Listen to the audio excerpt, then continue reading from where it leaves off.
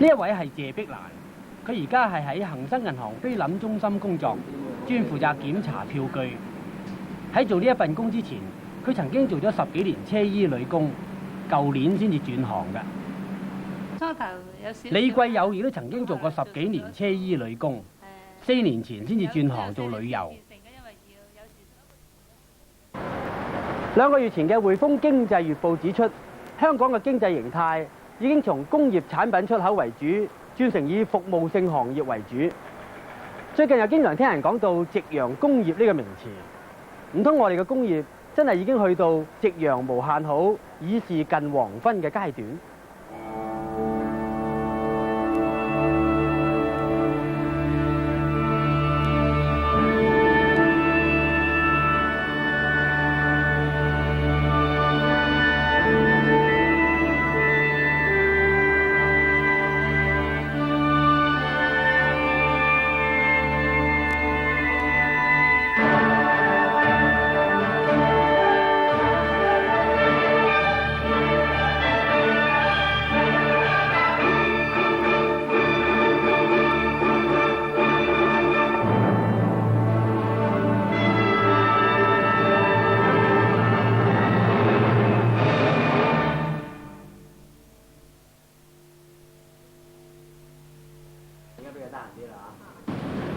嗱，而家坐我側邊呢兩位朋友咧，以前佢哋都係從事製衣業嘅，但係而家都不約而同轉咗行喎。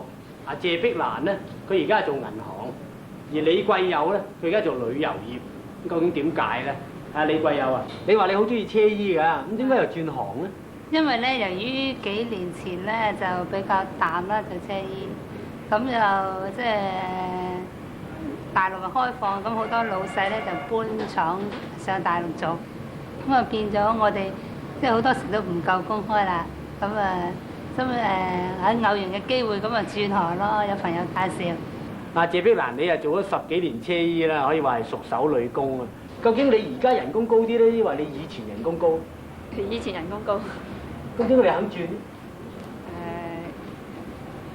因為製衣開始淡啦，睇佢咁，同埋咧一路做咗10幾年啦，就知道冇乜福利嘅，翻日嘅工日就揾一日錢，如果唔翻工就冇錢我。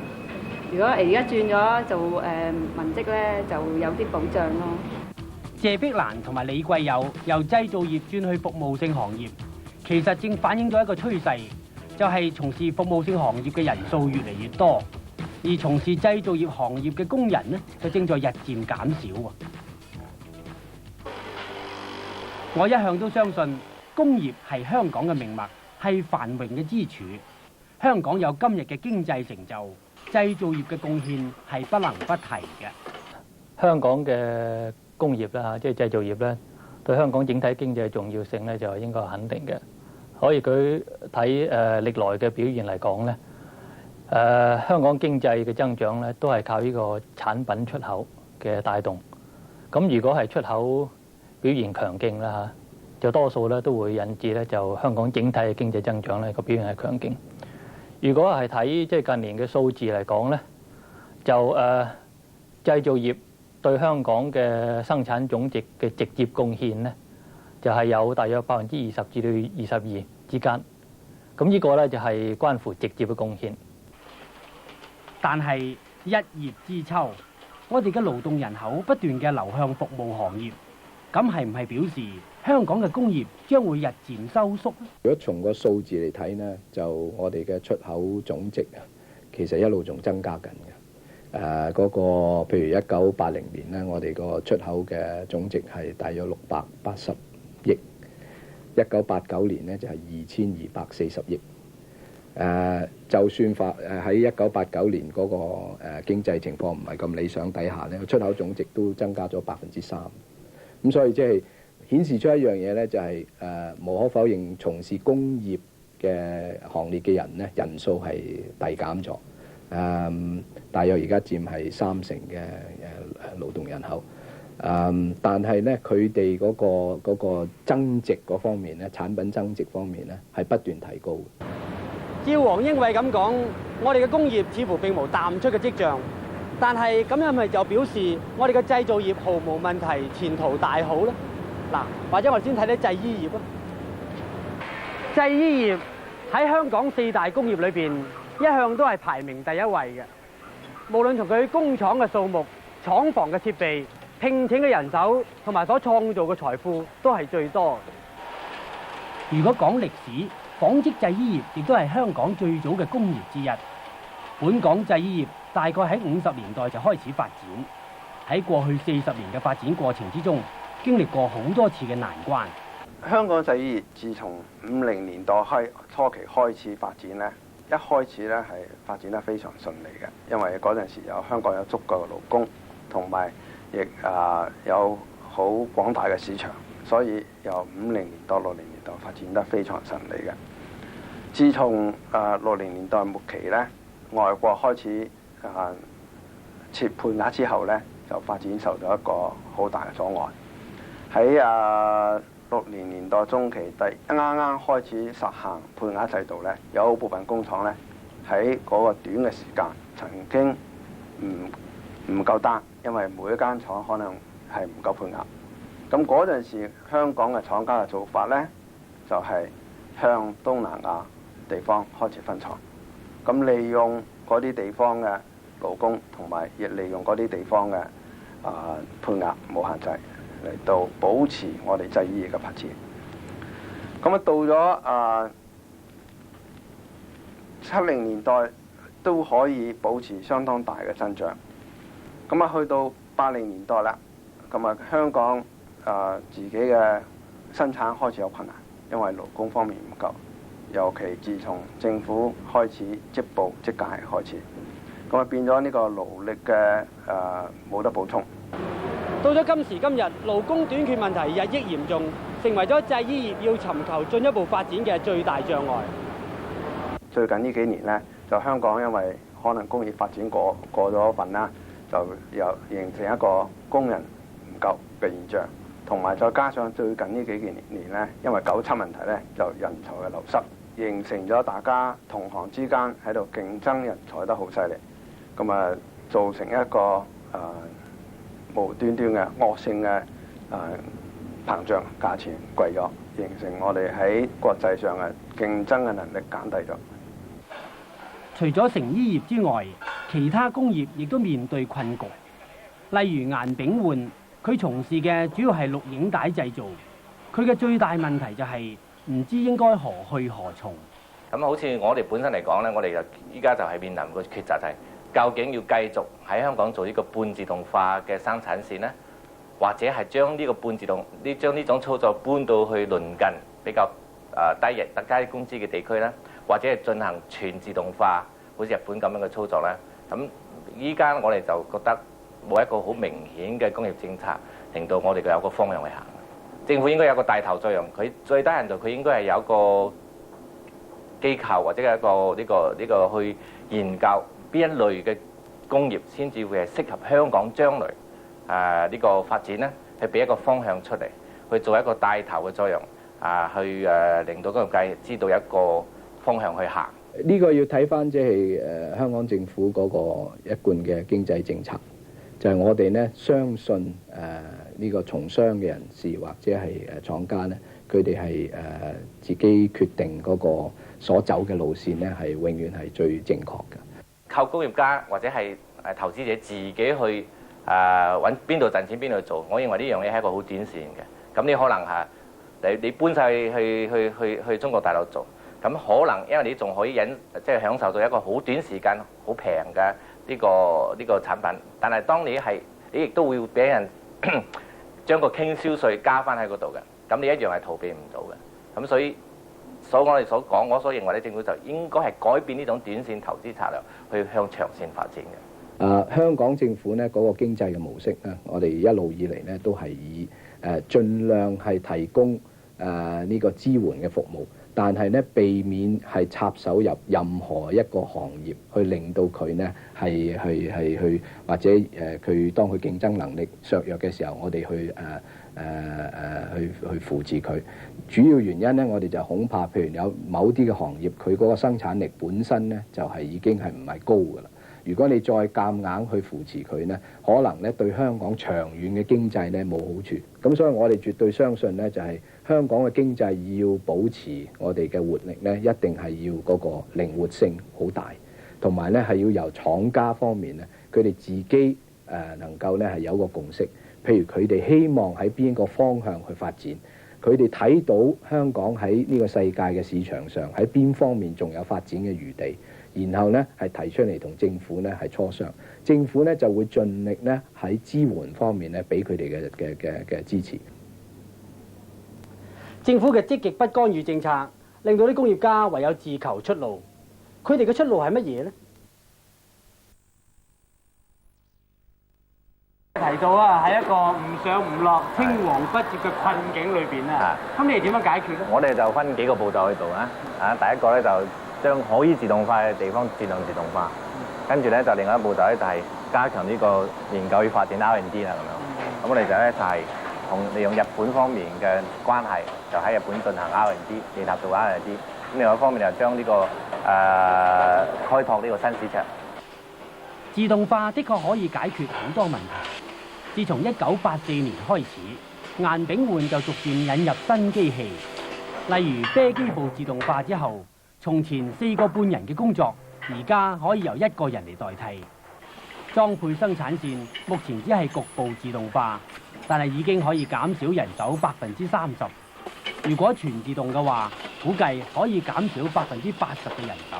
但係由於前景唔明朗，自從87年之後，顏炳煥就冇再投資喺革命性嘅新機器度啦。反之，佢將資金注入去唔同嘅業務，例如佢注資入呢一間公司，利用佢同中國同埋東歐進行貿易。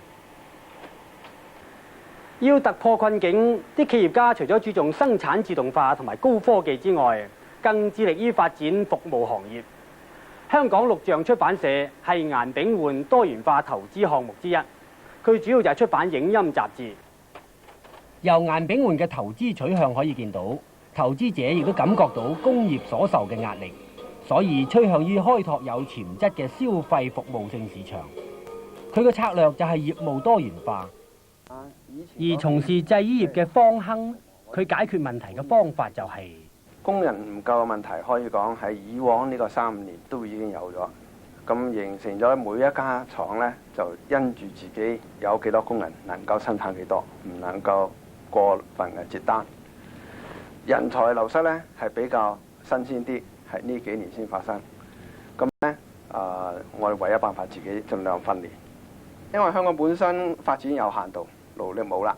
咁製業都要變咗向服務方面嚟到進軍。我哋會盡量利用香港嘅人才，同埋香港依家喺國際市場上嘅地位嚟到接單，或者我哋做設計方面嘅嘢，然後接咗單翻嚟攞去中國好，或者第二個地方做好，變咗係製衣方面嘅服務行業。我哋淨係供給我哋嘅人才同埋我哋嘅技術。除咗提供技術同埋經驗之外，香港廠家仲逐漸發展同埋建立自己嘅牌子。Toppy 有限公司嘅方方認為建立自己嘅牌子係90年代嘅趨勢。喺50年代咧，就可以話係製衣業剛剛開始。60至70年代咧，多數都係客人嚟嘅單啦。咁就嗰啲廠家就以睇到嗰張單之後咧，就訂料同埋加工啦。咁呢個係差唔多等於一種山寨形式嘅做法啦。咁至到大約係或者講係末期嘅70年代，或者甚至係80年開始就有所謂名牌啦。尤其係呢個名牌咧，就以美國嗰啲係最緊要啦。當嗰個時候，譬如名牌之餘，例如呢個 Ralph Lauren 啊，即係大家所知道嘅啦 ，Calvin Klein 嗰啲咧，開始就多啲咁多嚟香港買嘢。咁呢個我相信就係香港接觸嗰啲所謂名牌或者 designer label 叫做最早期。咁去到90年代咧，我相信就可能另外有一番景象。嗰個理由就係可能某一部分嘅廠家會覺得，既然我哋都可以做到幫佢哋呢啲名牌做嘢啦，倒不如自己標立一種自己嘅牌子，咁嚟到銷售自己嘅貨物咯。成衣要有出路，除咗建立自己嘅牌子之外，仲要維持競爭能力。走咗幾年嘅高檔路線，依然仲係正確嘅方向。香港成衣製造業喺本地雖然困難重重，但係外邊市場對本港製造嘅產品依然咁歡迎喎。我哋大家都知道，譬如意大利就係出口係成衣係世界知名啦。咁喺香港嚟講，以30-40年之內咧，都已經差唔多拍住佢哋。喺件數嚟講，已經超越咗佢哋。以呢個銀碼咧，都常常咧同佢哋即係大家都爭一天下，每一年都。咁所以即係以呢個數字嚟講，係香港嘅競爭都算係幾好。由製造業逐漸發展成為服務性行業，似乎係香港目前經濟嘅新形態。究竟服務性行業包括邊啲工作？除咗比較傳統嘅批發、零售、酒樓、酒店係屬於服務性行業之外，仲包括呢幾樣工作。